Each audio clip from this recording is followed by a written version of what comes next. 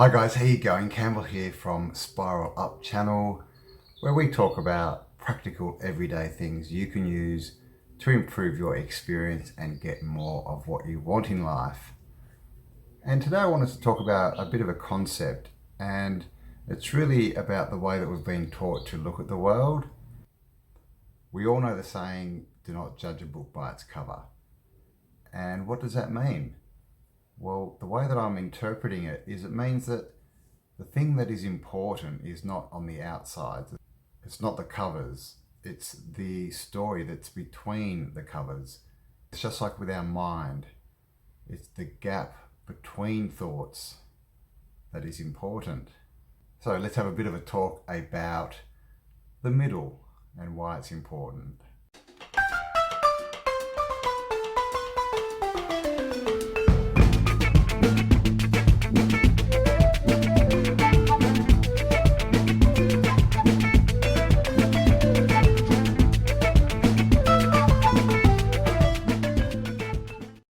Okay, yeah, so the middle. So when we breathe, we're taught that there are only two steps to breathing. We inhale, we exhale. But the truth is, there's actually three steps to breathing. If you breathe properly, you inhale, and then you don't hold your breath, but you just stop and have the breath inside you for a while.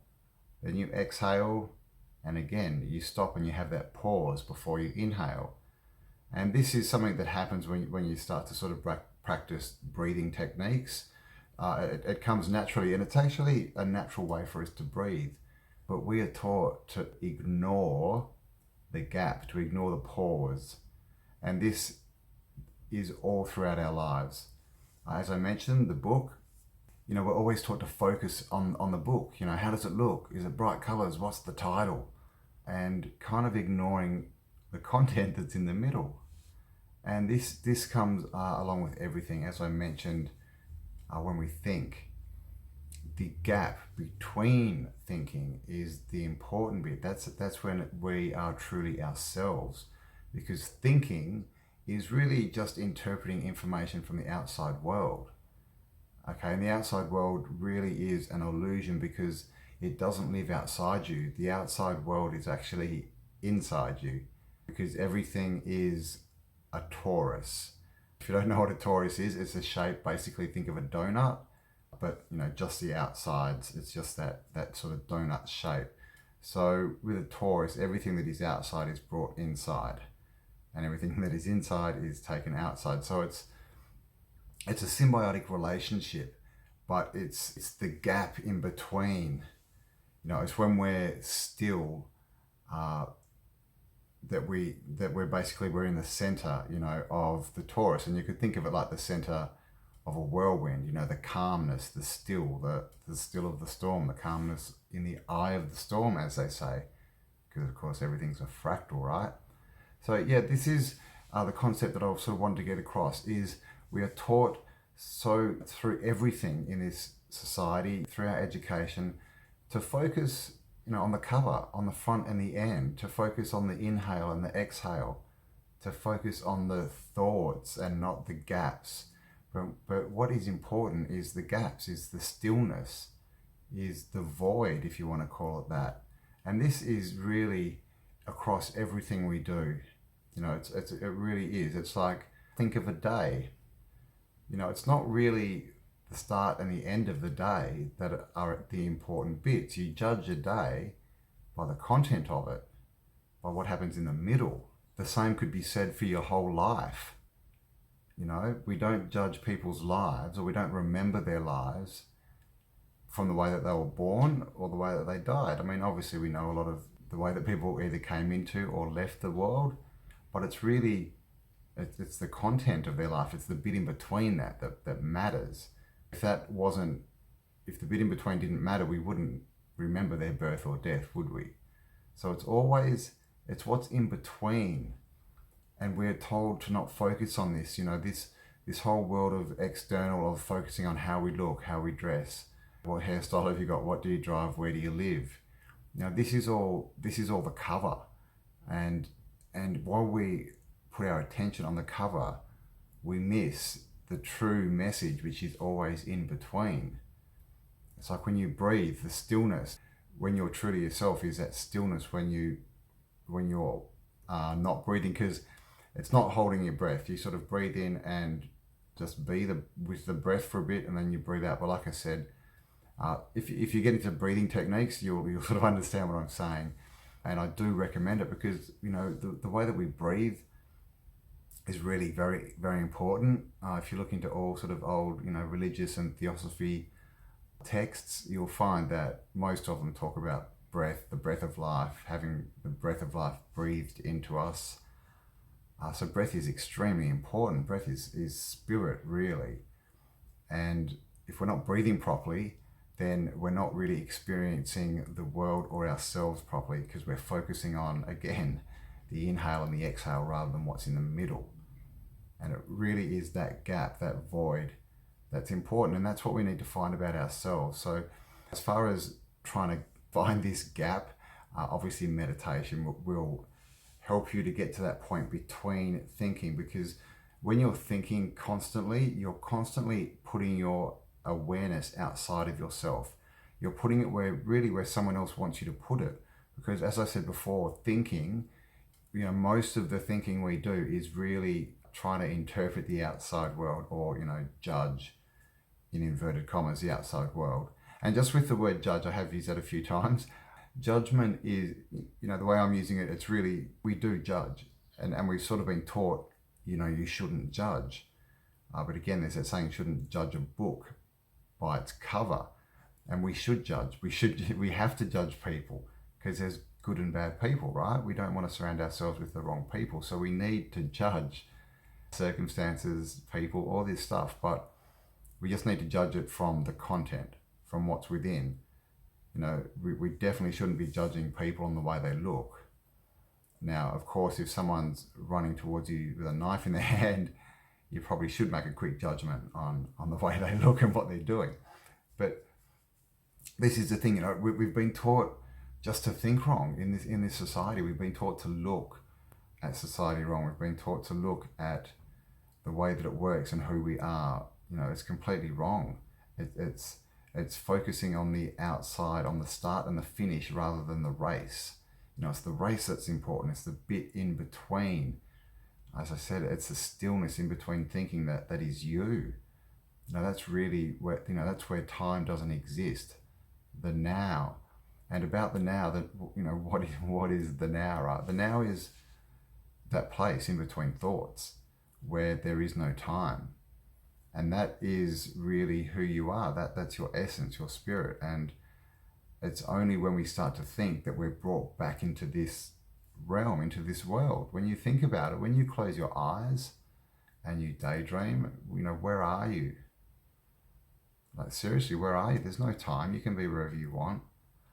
And it's only when we open our eyes and start to think again that this world around us seems to materialize, which is, of course, what quantum physics says. Quantum physics says when you close your eyes, nothing else exists.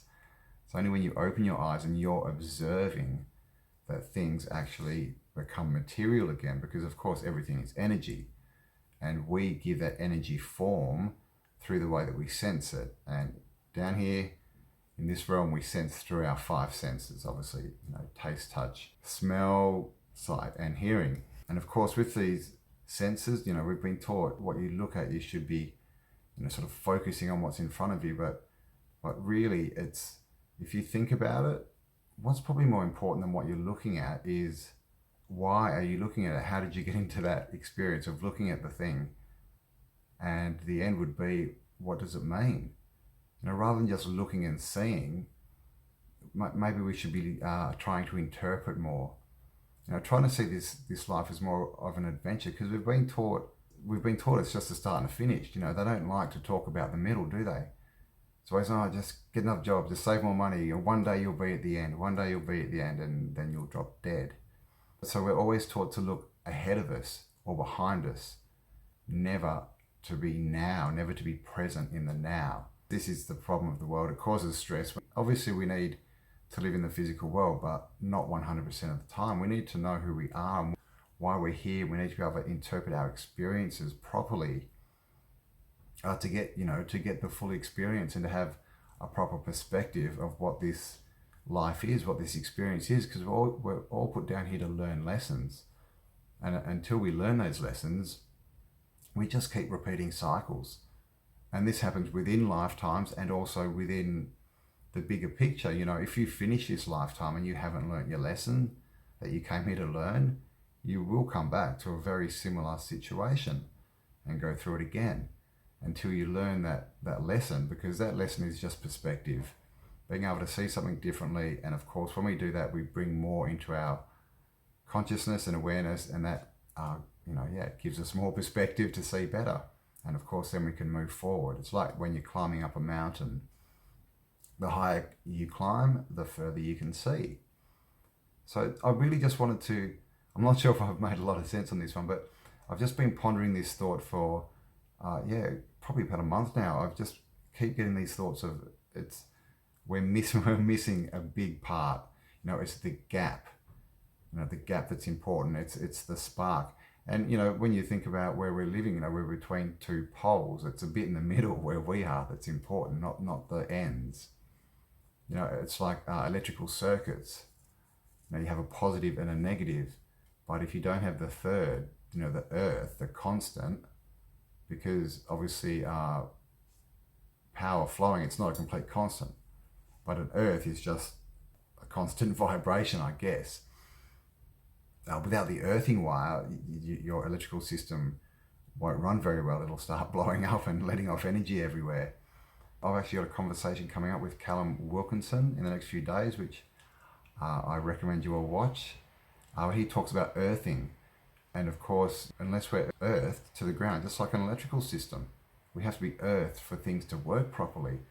And of course, they make us wear shoes with rubber soles and all this so that we break that connection. But when we earth ourselves, the rest of the system, the rest of the body's electrical system suddenly works properly. So this is the thing. It's everything we've been taught is, you know, right or wrong, black or white, up or down. And we're even told that it's a dualistic world. And of course, dual is two. Dual is also a word for, you know, having a bit of a fisticuff fight. But dualistic, you know, two, where's the middle? Again, they're getting, just with language, with the spelling, they're getting us to focus on the endpoints, and we're missing what's important, which is the bit in the middle. It's just started raining, so I hope you can't hear that too loudly.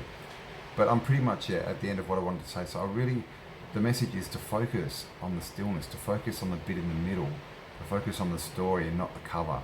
You know, it's not the way that the world looks, it's the way that we interpret it, and why are we in that position? Why are we being given this perception of the world, this message? You know, rather than just looking at the message and not interpreting it and not getting it, and just really thinking about how you got there and how you left, maybe we should be putting our focus on why. Why are we there? Why are we having this experience? What's the lesson? Because if we miss the lessons, of course, then we have to keep repeating them. And so when we have to keep repeating things, you know, it's called a cycle. You know, like a cycle, a circle, things that go round and round. We're told that a circle has a start and a finish, but where is that start or finish? Because, you know, the important bit is the circle, the whole circle, not the round and round, not where it starts or finishes. We should be looking at the circle. Why? Why are we going through another cycle? Is really the lesson, not what is the cycle, where did it start and where did it end. So it's all about just turning your vision that extra little bit to really try and focus on what's important, what's the gap, what's the stillness, what's the slowness in life. Because the truth is simple, and it's the same with education. They try and get you to focus on all these big words and equations and interpretations and so-called evidence and facts. But really what's important is the understanding, the going through the information and the interpretation of that information, not the front and the end and the names that bind that information into a box, of engineering or of mathematics or whatever it may be. So I hope that made some sense to you guys. Please, just focus on the gap, what's in between. They've definitely altered our consciousness and the way that we see the world, and it's quite obviously not for our benefit. that they're trying to hide something. They're trying to hide, the real meaning, what's really important in this experience from us. And of course, if we don't find that, we just cycle round and round and round and keep ending up in the same spot, but not being better for the experience. So I hope that made some sense to you guys. Thanks for spending some time with me. As always, look inside yourself, because there is greatness in there. And I'll talk to you all on the next upload. Bye for now.